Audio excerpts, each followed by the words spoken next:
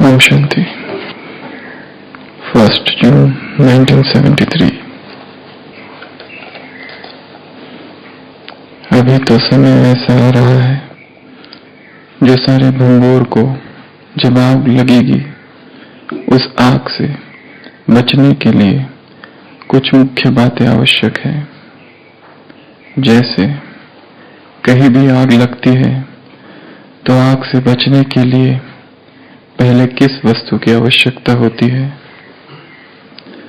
जब इस विनाश की आग चारों ओर लगेगी, उस समय आप श्रेष्ठ आत्माओं का पहला कर्तव्य कौन सा है?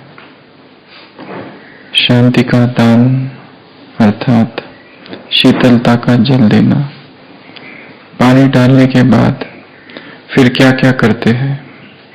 जिसको जो कुछ आवश्यकता होती है वह उनकी आवश्यकताएं पूर्ण करते हैं। किसी को आराम चाहिए, किसी को ठिकाना चाहिए, मतलब जिसकी जैसी आवश्यकता होती है वही पूरी करते हैं। आप लोगों को कौन सी आवश्यकताएं पूर्ण करनी पड़ेगी वह जानते हो। उस समय हर एक को अलग अलग शक्ति की आवश्यकता होगी। किसी को सहन शक्ति की आवश्यकता, किसी को समेटने की शक्ति की आवश्यकता, किसी को निर्णय करने की शक्ति की आवश्यकता और किसी को अपने आप को परखने की शक्ति की आवश्यकता होगी। किसी को मुक्ति के ठिकाने की आवश्यकता होगी। भिन्न भिन्न शक्तियों की उन आत्माओं को उस समय आवश्यकता होगी। बाप की परिचय द्वारा 1 सेकंड में अशांत आत्माओं को शांत कराने की शक्ति भी उस समय आवश्यक है। वह अभी से ही इकट्ठी करनी है, नहीं तो उस समय लगी हुई आग से कैसे बचा सकेंगे, जीवदान कैसे दे सकेंगे। यह अपने आप को पहले से ही तैयारी करने के लिए देखना पड़ेगा। तो अव्यक्त मुरली है 1 जून 1973। बाबा कह रहे अभी से ही ऐसा समय आ रहा है जो सारे भंगोर को जब आग लगेगी, उस आग से बचने के लिए कुछ मुख्य बातें आवश्यक है। कौन सी बातें? जैसे कहीं भी आग लगती है तो आग से बचने के लिए पहले किस वस्तु की आवश्यकता होती है? जब इस विनाश की आग चारों ओर लगेगी, उस समय आप श्रेष्ठ आत्माओं का पहला कर्तव्य कौन सा होगा? सबसे पहले क्या देना है? जल, शीतलता, शांति का दान अर्थात जल। और जल डालने के बाद फिर जिसको जिस शक्ति की चीजों की आवश्यकता है, किसी को आराम चाहिए, किसी को ठिकाना चाहिए, वो पूर्ण करनी पड़ेगी। आप लोगों को कौन सी आवश्यकता पूर्ण करनी पड़ेगी? अलग अलग सहनशीलता की शक्ति, समेटने की शक्ति, निर्णय की शक्ति, परखने की शक्ति, किसी को मुक्ति के ठिकाने की आवश्यकता। भिन्न भिन्न शक्तियों की उन आत्माओं को उस समय आवश्यकता होगी। बाप के परिचय द्वारा 1 सेकंड में क्या करना है? 1 सेकंड में अशांत आत्माओं को शांत कराने की शक्ति भी उस समय आवश्यक है। वह अभी से ही इकट्ठी करनी है, नहीं तो उस समय लगी हुई आग से कैसे बचा सकेंगे, जीवदान कैसे दे सकेंगे। यह अपने आप को पहले से ही तैयार करने के लिए देखना पड़ेगा। तो बाबा कह रहे हैं संसार में आग लगेगी। कौन सी आग लगेगी? 2 प्रकार की आगे, एक है स्थूल और दूसरी है सूक्ष्म। स्थूल आग जो हम जानते हैं, उसमें भी बहुत सारे प्रकार दिए हुए, class 1, class 2, class 3, class A, class B, class C, class D, class E। इस तरह से अलग अलग प्रकार की स्थूल आग है। उससे बचने के लिए क्या किया जाता है? फायर एक्सटिंग्विशर, फायर फाइटर्स की आवश्यकता होती है। उसी तरह सूक्ष्म आग भी है। सूक्ष्म आग कौन कौन सी है जो कि संसार में लगेगी? एक तो विकार की आग, दूसरी बदले की भावना की आग, पाप की आग, विकर्म की आग और पश्चाताप की आग, नफरत की आग। तो विकार और सूक्ष्म स्वरूप संसार में भी ये भी आग है। पैशन, वासनाओं की आग। तो ये सारी आग एक तरफ होगी और एक तरफ स्थूल आग होगी। पहली कहा जाता है कंबस्टिबल, अग्नि, अब ज्वलनशील मटेरियल्स, वो सारा कुछ जलेगा, जैसे वुड, फाइबर या इस तरह की जो भी चीजें होती है, वस्तुएं, जिसको क्लास ए कहा गया है। एशिया में हर देश का अलग अलग है, यूरोप का अलग है, यूएस का अलग है। एशिया में क्लास ए कंबस्टिबल मटेरियल। दूसरा होता है फ्लेमेबल गैसेस, गैस। ऐसे बहुत सारे गैस है कि वहां अगर आग लग गई तो चारों ओर फैल जाती है। अभी जो मुरली चली थी अव्यक्तवाणी 83 संडे की, जिसमें बाबा ने कहा था 84 में कुछ होगा, कुछ तो होगा। भोपाल गैस ट्रेजेडी हुई थी दिसंबर 1984 में, और अक्टूबर 84 में भी 3 दिन तक जो चला था। When the great tree falls, the earth shakes, Indira Gandhi. बाबा ने उसकी सूक्ष्म भविष्यवाणी 1 दिसंबर 1983 की मुरली में दी थी कि 84 में कुछ हलचल होगी।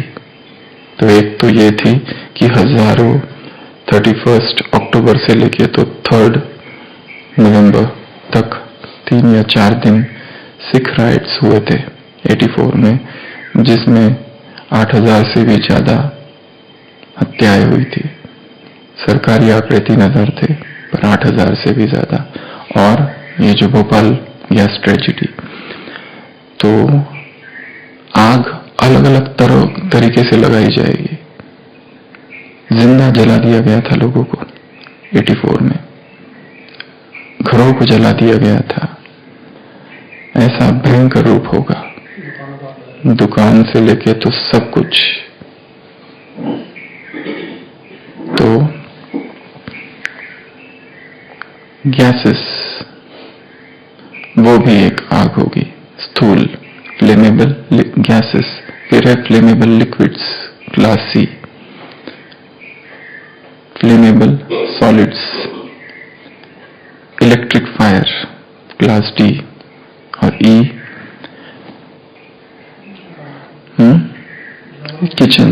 किचन फायर, जिसको क्लास के भी कहा जाता है कभी कभी। ऐसी 6 प्रकार की स्थूल है। फिर उसमें बहुत सारी अलग अलग देशों में वैरायटीज है। तो जब आग लगती है तो अलग अलग तरीके से अलग अलग जगह पर आग लगेगी। Liquids, gas, solid, electric, combustible material और किचन फायर्स। एक ही आग लग जाती है तो कितना जबरदस्त नुकसान होता है। जब एक साथ हर तरह की आग लगेगी तो किस तरह की गैसेस वातावरण में क्या होगा, कैसा होगा। एक तो स्थूल आग लगेगी चारों ओर, और दूसरी तरफ सूक्ष्म आग लगेगी, और सूक्ष्म आग उस आग से ज्यादा जलाएगी। आत्मा के लिए कहा जाता है नैनम छिंदन्ति शस्त्राणि नैनम दहति पावकः। संस्कृत में आग को पावक कहा जाता है। पावक अर्थात जो पवित्र बनाता है। लैटिन में फायर को यूरोस अर्थात दैट विच प्यूरिफाइज। आग को प्यूरिटी से जोड़ा गया है, प्योर बनाता है। कहते हैं आत्मा को अग्नि जला नहीं सकती, परंतु फिर भी आत्मा जलती है। किससे? विकारों में वो ताकत है जो आत्मा को जलाती है। स्थूल चीजें, स्थूल अग्नि आत्मा को नहीं जला सकती, पर विकार रूपी अग्नि आत्मा को झुलसा दे। आत्मा झुलस जाती है, उसमें काली हो जाती है, आग लगती है आत्मा में।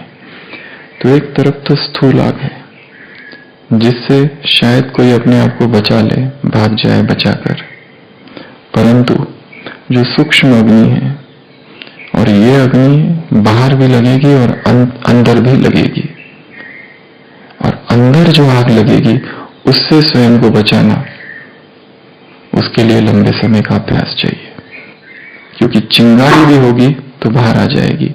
जो विकार, जो भोग की कामना 10 साल, 20 साल, 30 साल पहले थी और फिर ज्ञानी योगी पवित्र जीवन था, वो आग भी चिंगारी बनकर इधर आ सकती है। यदि उसे पूरा राख नहीं बनाया गया। फिनिक्स नाम का पक्षी होता है, जल के मर जाता है, राख से फिर उठता है। मिथक है, मिथ, बट स्टिल कहा जाता है। उसी तरह संस्कार जल गया था, राख हो गया था, फिर भी फिनिक्स पक्षी की तरह उठकर बाहर आ सकता है, क्योंकि वातावरण में, वायुमंडल में आग होगी, ये उसको ला सकती है। कितनी आवश्यकता है चेकिंग की। ज्यादा खतरा बाहर की आग से नहीं है, आंतरिक आग से है। अर्नोल्ड टॉर्नबी नाम का एक ब्रिटिश हिस्टोरियन हुआ था कभी। अर्नोल्ड टॉर्नबी ने एक भविष्यवाणी की है। उसने लिखा है कि वर्तमान जो सभ्यताएं है और पुरातन सभ्यताओं का जो नाश हुआ, मिस्र की सभ्यता, मेसोपोटामिया की सभ्यता, ये सारी सभ्यताओं का जो यूनान की सभ्यता, मिस्र की, भारत की, उनका नाश बाहर की आपदाओं से हुआ है, बाहर के शत्रुओं से हुआ है, बाहर के विरोध से हुआ है। बट जो आने वाली सभ्यताएं हैं उनका नाश बाहर के शत्रुओं से नहीं होगा। आर्नोल्ड टॉर्नबी आज से 100 वर्ष पहले हुआ है। उसने लिखा है अपनी बुक्स में कि आने वाली सभ्यताओं का नाश आंतरिक शत्रु से होगा, आंतरिक द्वंद्व से होगा, अंतर द्वंद्व से होगा। बाहर का द्वंद्व उसे नाश नहीं कर पाएगा। उसी तरह आत्मा का नाश बाहर से कम, अंदर से ज्यादा होगा। पश्चाताप की अग्नि होगी, पाप की अग्नि होगी, विकर्मों के स्मृति की अग्नि होगी। ये अग्नि उसको ज्यादा जलाएगी, वो अग्नि कम। यहाँ बाबा तो कह रहे दोनों अग्नियां एक साथ हो तो फिर क्या होगा, क्योंकि ये जो अग्नि है, जब भी इस तरह की भी अग्नि लगती है तो व्यक्ति क्या हो जाता है, हलचल में आता है। ऊपर से जो स्थिर दिखने वाले हैं वो हलचल में आ जाते हैं। ये आग लगने के बाद गैस में आग लग गई, लिक्विड में आग लग गई, सॉलिड में आग लगी, इलेक्ट्रिक फायर हो गई, किचन में आग लगी, या कंबस्टिबल मटेरियल, उसको 6 प्रकार की अग्नि, उधर 6 क्लासेस ऑफ फायर, तो हलचल पैदा कर देते हैं। हलचल वो ना पैदा करे पर दूसरे करेंगे ज्यादा, मीडिया, सब कुछ, और डरा देंगे व्यक्ति को। तो बाबा कह रहे हैं जब संसार में ऐसी आग लगेगी तब तुम्हें क्या करना है, तुम क्या करोगे, क्या करोगे? शांति का दान। परंतु जिसमें खुद ही आग लगी है, the mind on fire, the ignited mind, जो खुद ही विकारों में जल रहा है, वो शांत कैसे कर पाएंगे? तो कितना स्वयं को अंदर से शांत करना पड़ेगा, शीतलता का जल देना पड़ेगा। पानी डालने के बाद फिर क्या करते, फिर तो वो बात की बात है। पहले तो खुद ही शांत होना पड़ेगा, शांत रहना पड़ेगा और शांति की किरणें फैलानी पड़ेगी। ये कार्य है और ऐसा समय आने वाला है जबकि संसार में आग बढ़ती जाएगी, बढ़ती जाएगी, बढ़ती जाएगी। नए नए प्रकार की आग आएगी जो हमने सोची नहीं थी। ये तो मुख्य 6 है, ऐसी असंख्य प्रकार है और अलग अलग अलग अलग अलग एक्सप्लोजिव्स क्या क्या क्या क्या है, वो सब एक साथ होगा। तो अग्नि रोधक फायर प्रूफ जैकेट पहनना पड़ेगा और हमारे पास क्या हो, वो फायर एक्सटिंग्विशर, अग्नि शमन यंत्र, और हमें बनना पड़ेगा वो अग्नि शमक दल। बाबा ने कहा है मुरलियों में, इस संसार में काम विकार की आग लगी है, तुम हो कौन? Fire extinguisher. अंदर जरा भी आग ना हो, विकार की आग, पाप की आग, इवन पश्चाताप की भी आग नहीं, उससे भी बाहर। तो स्वयं को शांत करना, स्वयं को स्थिर रखना, उस मॉक ड्रिल्स की प्रैक्टिस करना, जैसे मेडिकल में मॉक ड्रिल्स की जाती है। उस दिन बता रहे थे मॉक ड्रिल्स में क्या करते हैं, जैसे कोई मास कैजुअलिटी आ जाए तो मॉक ड्रिल्स की जाती है। सबसे ज्यादा इजराइल में बहुत ज्यादा प्रयोग और संशोधन हुआ है मॉक ड्रिल्स का। कैसे इमरजेंसी 100 पेशेंट्स, तो मॉक ड्रिल्स कैसे क्या किए जाए, कैसे ट्राइज किया जाए, वैसे ही स्पिरिचुअल मॉक ड्रिल्स की आवश्यकता है कि संसार में चारों तरफ पाप, विकर्म, विकार, काम, क्रोध एक साथ आग लगी है और हमें फायर फाइटर बनकर खुद की भी रक्षा करनी है, उनकी भी रक्षा करनी है। ऐसे नहीं कि उनकी रक्षा करने गए और हम खुद जल गए। अपने को भी बचाना, उनको भी बचाना। उसमें क्या किया जाए, उसकी स्वयं हरेक को वह स्पिरिचुअल मॉक ड्रिल डिसाइड करना पड़ेगा। और हमारे पास भी जैसे वो फायर फाइटर होता है, उसके भी अलग अलग क्लासेस है। फायर फाइटर, फायर एक्सटिंग्विशर के, वो जो है ना लाल कलर का, उसके भी अलग अलग क्लास होते हैं। ऐसा स्पिरिचुअल फायर एक्सटिंग्विशर, आध्यात्मिक या रूहानी अग्नि शमन यंत्र हम खुद बन जाए, फायर ब्रिगेड। तो मन ही मन इसकी प्रैक्टिस भी हो कि अगर ऐसी आत्माएं चारों तरफ से आ गए कि जिनके अंदर विकारों की आग लगी हुई है, काम वासना से जो पीड़ित है, क्या हम उसको शांत कर पाएंगे या हम खुद ही उसके प्रभाव में आ जाएंगे? क्रोध से पीड़ित है, अत्यंत क्रोध में है, इतना क्रोध में है, इतना क्रोध में है, कोई सामने का व्यक्ति सुनने को तैयार नहीं है, क्या उस समय उसे शांत किया जा सकता है? या उसे शांत करना तो दूर की बात है, खुद का प्रोटेक्शन कर सकते हैं। सुनने को ही तैयार नहीं, सीधा मारने ही आ रहा है।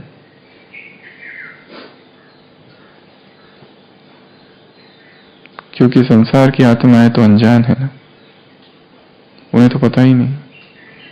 आने वाले संडे में बाबा ने बहुत अच्छा शब्द प्रयोग किया है संसार की आत्माओं के लिए। वो लोग समझते हैं हम कौन है, VIP। बाप कहते हैं वो है वेरी इनोसेंट पर्सन। वो अनजान है, बेचारे, उनको तो पता ही नहीं। वो अपने आप को VIP समझते हैं, परंतु बाप उनको कहते हैं VIP, वेरी इनोसेंट पर्सन। और तुम कौन हो? सेंट।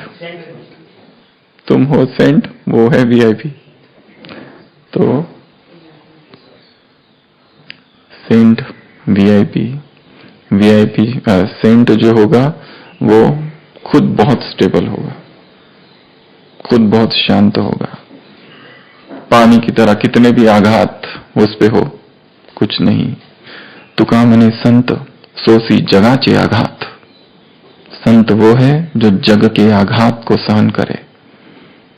जगत पीड़ा देगा, मारेगा, तड़पाएगा, शरीर को नहीं, स्थूल सूक्ष्म मन को, वो सारे जो सहन करता है वो संत।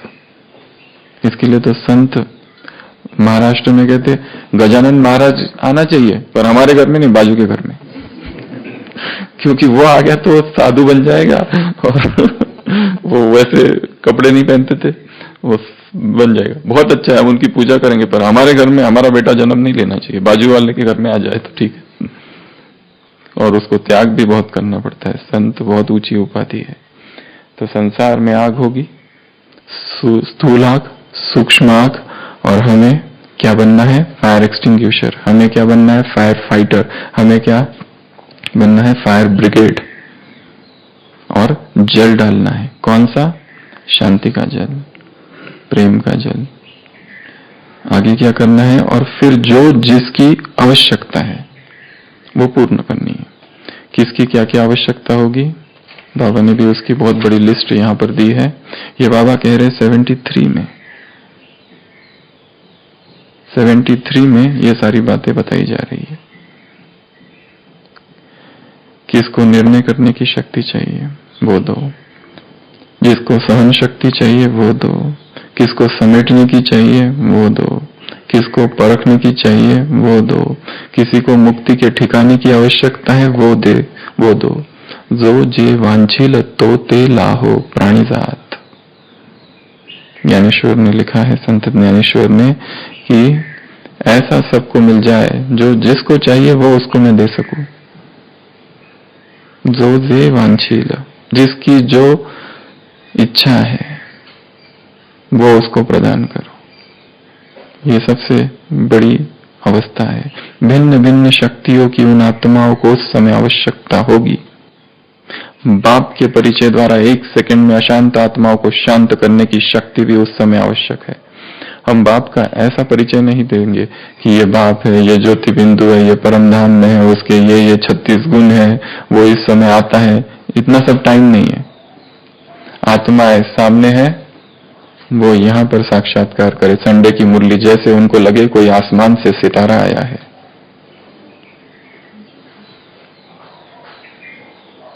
केवल इशारा कि ये तुम्हारा बाप है बस, और आत्माओं को अनुभव हो जाए।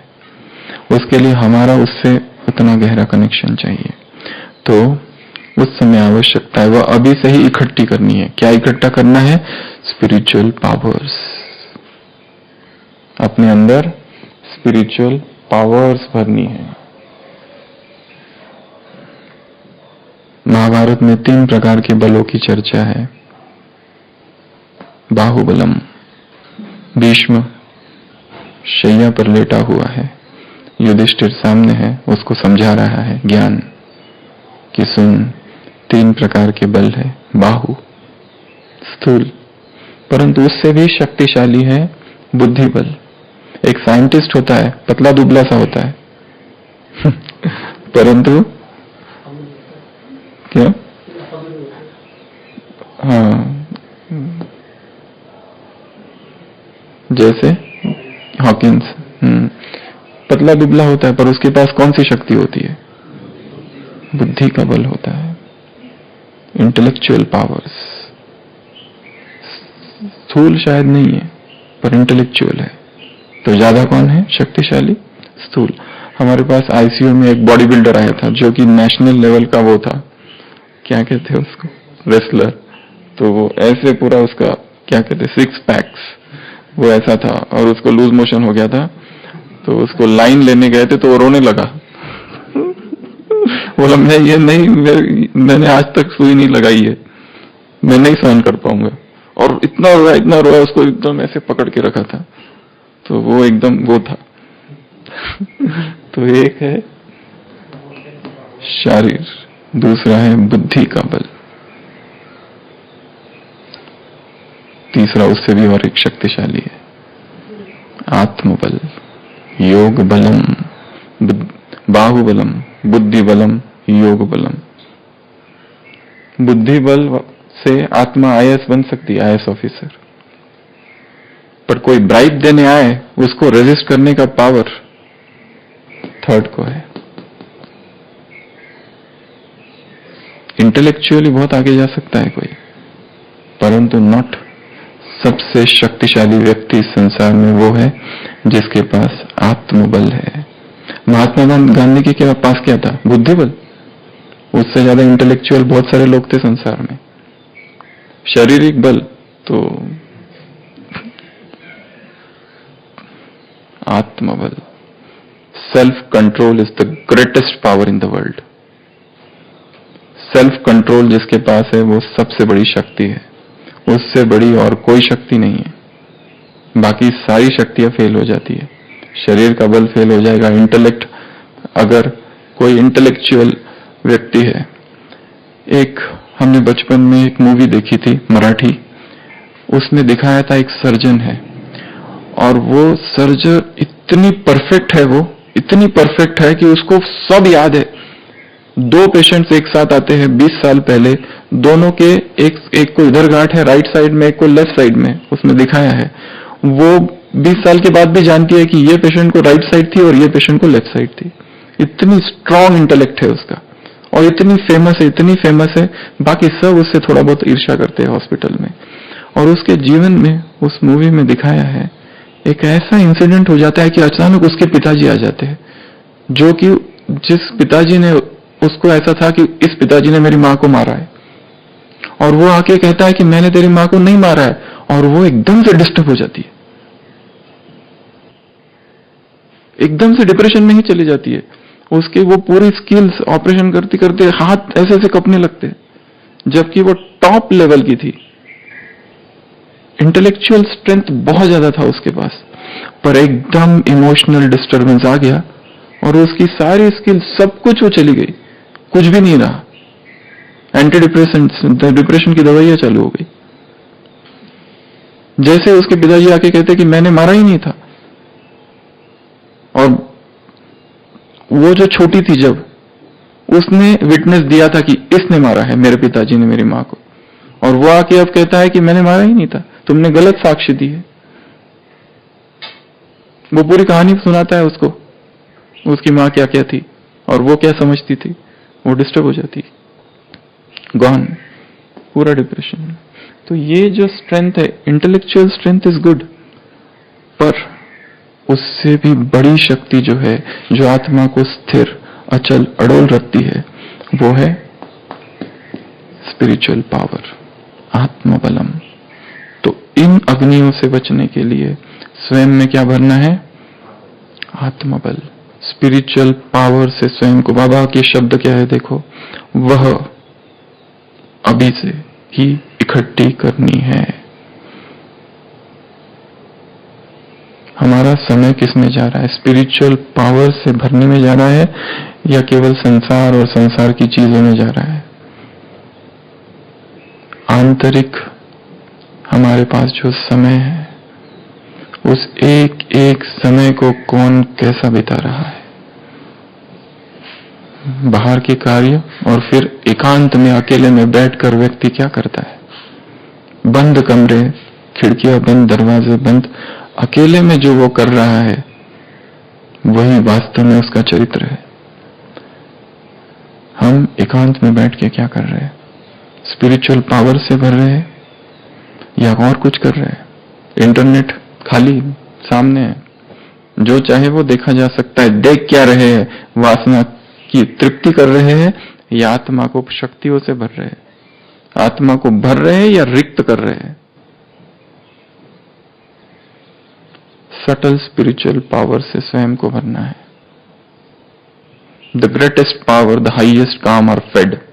स्वामी विवेकानंद ने कहा है, सबसे ज्यादा शक्ति तब होगी जब सबसे शांत कोई होगा। हाईएस्ट साइलेंस जहां होगा वह हाईएस्ट स्पिरिचुअल पावर्स मैनिफेस्ट करेगी। आइंस्टाइन ने एक जगह बहुत अच्छी चीज लिखी है। उसने लिखा है कि मेरे पास समस्या होती है, I think 99 times and nothing comes. I think 99 times and nothing comes. I sink in silence and truth comes unto me. मैं मौन में चला जाता हूं और सत्य मेरे पास आ जाता है। उस मौन में, उस एकांत में, उस एकांत के क्षणों में, जब आत्मा स्वयं को सब तरह से डिटैच कर देती है, सारी एक्टिविटीज से और स्व में स्थित हो जाती है, वहां पर स्पिरिचुअल पावर्स भरना चालू होती है आत्मा में, और वही पावर्स काम आती है फिर सारे दिन भर जो भी होगा वो पावर्स काम आएगी। तो स्वयं को शक्तियों से भरना एक, दूसरा इतना पावरफुल बनाना कि वो अग्नि हम पर प्रभाव न डाल सके। एक क्लास में बताया था, ऐसी हमें अपने अंदर एक सर्कल ऑफ फायर निर्माण करना है।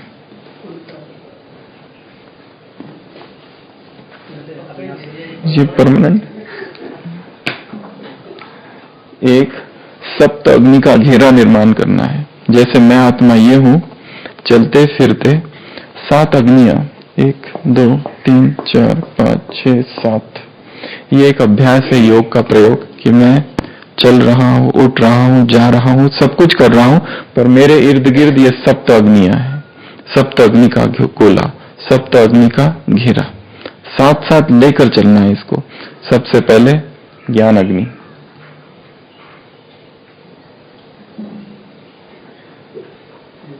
निरंतर पॉइंट्स का चिंतन करते रहो, ज्ञान की पॉइंट्स का। बुद्धि में नेक्स्ट संडे की जो मुरली है उसमें बाबा ने कहा, बुद्धि में पॉइंट्स को निरंतर सोचते रहो, ये रत्न है, खेलते रहो। ज्ञान की अग्नि। दूसरी है पवित्रता की अग्नि, प्यूरिटी की power, fire of purity, fire of knowledge, fire of purity. ऐसा कोई कर्म ना हो, ऐसा कोई इमेजिनेशन ना हो। Unchaste imagination is as good as unchaste action. Vivekananda ने कहा है, unchaste imagination is as good as unchaste action. विकारी कल्पना करना बैठकर, केवल बैठकर सोचना,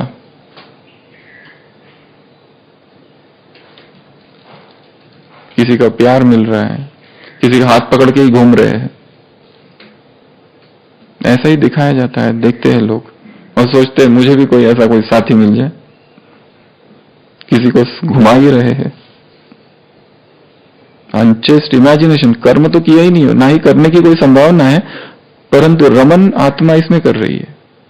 अनचेस्ट इमेजिनेशन, सेंसुअल फैंटेसीज, केवल सोच रही है, आहा, और आनंद का अनुभव कर रही है। This is as good as unchaste action. Unchaste action, अपवित्र कर्म से जो शरीर में बदलाव होगा, वही अनचेस्ट इमेजिनेशन से भी वही परिवर्तन होंगे। वही उत्तेजनाएं इमेजिनेशन में भी है। Imagination is powerful than knowledge, Einstein ने कहा है। ज्ञान से भी ज्यादा शक्तिशाली इमेजिनेशन है। Purity, purity, fire of purity की अग्नि, दूसरा। तीसरा फायर ऑफ योगा, योग अग्नि। योग की अग्नि निरंतर जला के रखो तो क्या होगा? अरविंद भाई आपने क्लास कराई थी, जानवर नहीं आएंगे, माया रूपी जानवर नहीं आएंगे। योग अग्नि। चौथा वैराग अग्नि, संसार से वैराग। Vanity of vanity, all is vanity. Upanishad के वाक्य है, vanity of vanity, all is vanity. सब कुछ व्यर्थ है, यहां कुछ भी सार नहीं है। वैराग की परिभाषा उपनिषदों में केवल 2 शब्दों में दी है, शरीर मिट्टी, संसार असार। इसे कहा जाता है वैराग। इसमें सारा सब कुछ आ गया। शरीर मिट्टी है, खिलौने से खेल रहे हैं, मिट्टी से खेलना है, चाहे उसको ठीक कर रहे हैं, चाहे उसकी देखभाल कर रहे हैं, चाहे दूसरों के मिट्टी को ठीक कर रहे हैं, कुछ भी सब आ गया उसमें। है ये मिट्टी, शरीर मिट्टी और संसार असार। अनित्यम असुखम लोकम। हे अर्जुन सुन, ये संसार अनित्य असुख है, लोकम है। तो चौथी योग अग्नि, वैराग अग्नि, तपोग्नि, तप की अग्नि। तप करना है, आंतरिक साधना। अगली त्याग अग्नि, त्याग की अग्नि, परमात्मा प्रेम की अग्नि, और 7th लगन की अग्नि।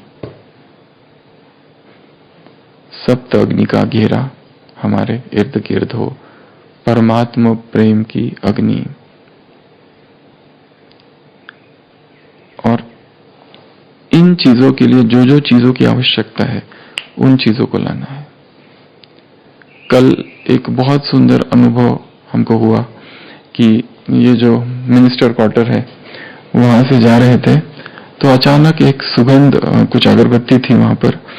जैसे ही वो अगरबत्ती की सुगंध आई, वो वही अगरबत्ती थी जो हमने 15-20 साल पहले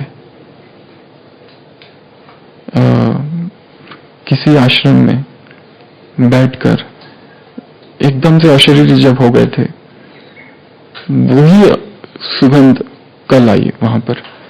और एकदम से जैसे आया, यहां से सीधा वो 10-15 साल पूरा पहले चले गए 2002 में।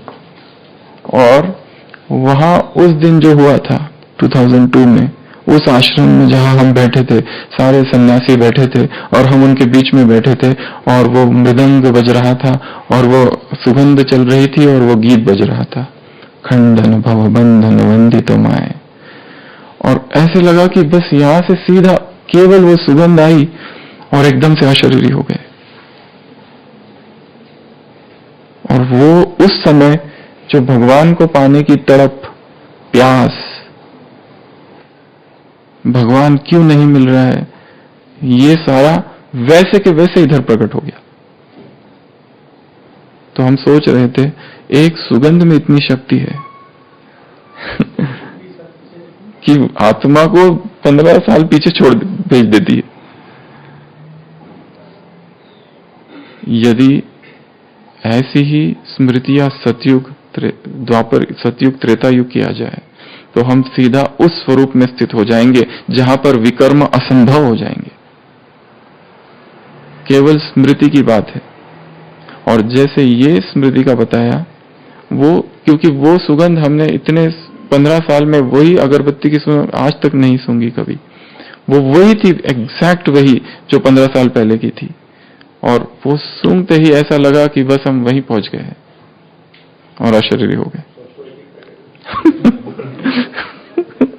परंतु हर एक की अपनी अपनी होगी, हर एक की अलग अलग होगी, हर एक का गीत अलग अलग होगा। जैसे आप बाबा के ज्ञान में पहले दिन मधुबन में आए और बाबा, जैसे एक बहन ने अनुभव सुनाया था, बाबा ज्ञान में आए, मधुबन में कोर्स किया और आ गई और किसी ने बिठा दिया बाबा के इधर कमरे में और एकदम से गीत बज गया कमरे में या शांति स्तंभ में, और गीत बज गया, भगवान हमारा साथी है। और उसने कहा कि इतने आंसू आने लगे, इतने आंसू आने लगे, क्या बताऊं। पहली बार, पहला ही यज्ञ का उसने वो गीत सुना, भगवान हमारा साथी है, हम उनके संग संग चलते हैं। अब वो जो गीत है उसके लिए सबसे विशेष गीत है। बाकी लोग तो गीत सुनते हैं, गीत पूरा भी हो जाता है, पता ही नहीं चलता है कौन सा गीत बजा। हम तो अपनी अमृत वेला सकाश देने में ही लगे थे, 4:45 बजे वो गीत बजा, हमें पता ही नहीं, पूरा भी हो गया। पर उस आत्मा के लिए वो गीत विशेष है। ऐसे ही हर आत्मा के लिए कोई गीत, कोई संगीत, कोई स्थान, कोई व्यक्ति, कोई प्रसंग, कोई समय, कोई खुशबू विशेष हो सकती है। वो आते ही, क्योंकि वो जो अनुभव था वहां का, वो इतना स्ट्रांग था, इतना स्ट्रांग था, इतना स्ट्रांग था कि उसमें वो बाबा कहते हैं ना, सेकंड में अनुभव होता है। हम हमेशा सोचते सेकंड में कैसे अनुभव हो सकता है। हम तो पूरा 1 घंटा भाषण धुआंधार करने के बाद में भी किसी को अनुभव नहीं होता है। ये सेकंड में अनुभव कैसे कराए। आत्मा को अनुभव कराना अर्थात उसको सीधा शरीरी अवस्था में पहुंचा देना। और वो जब होगा वो बताकर नहीं होगा, अकस्मात होगा। अकस्मात, हमें भी नहीं पता रहेगा, कोई निमंत्रण नहीं आएगा पहले कि कल मैं आ रहा हूं। अपने आप अनुभव होगा। जब कोशिश करेंगे अनुभव करने की तो नहीं होगा। आज मैं अनुभव करके रहूंगा, करके रहूंगा, रात भर बैठो, पूरी रात बैठे, कोई अनुभव नहीं, छोड़ दो, शांति से बैठ जाओ। The state of no mind. ज़हन कहता है नो माइंड की स्टेट में पहुंच जाओ। उस नो माइंड की स्टेज में एक्सपीरियंस विल हैपन। जैसे आर्किमिडीज को राजा ने कहा, ये लो गहना, इसमें बताओ ये नकली लग रहा है, रोल्ड गोल्ड, इसमें बताओ कितना एलॉय मिक्स है। और दिन रात सोचते रहा, कई हफ्तों तक सोचते रहा, क्या है क्या है क्या है, कैसे, सारे फॉर्मूले लगा दिए, नहीं हुआ। एक दिन नहा रहा था अपने टब में, सोचा छोड़ो अभी कब तक सोचते रहेंगे, और अचानक वो आ गया, वहां से चिल्लाते हुए निकला नंगा, यूरिका यूरिका यूरिका यूरिका, सीधा राजमहल में, क्योंकि उसको आंसर आ गया। वहां पता चल गया उसको answer. The state of no mind, निर्बीज समाधि, निर्विकल्प समाधि, केंशो। ज़हन कहता है केंशो, साटोरी, निर्वाण, कैवल्य, केवल अवस्था, बीएटिट्यूड। इन अवस्थाओं में ही अध्यात्म का ज्ञान आता है, बाकी अवस्थाओं में नहीं आता। विचार सागर मंथन आवश्यक है, पर परम ज्ञान, परम अनुभव, ये सब रिक्त हो जाता है, एम्प्टी, तब ज्ञान उतरता है। तो अपने आप को इन सप्त अग्नियों के घेरे में रखना है, अग्निशमक यंत्र बनना है और इन अग्नियों को शांत करना है, स्वयं को भी शांत करना है। ओम शांति।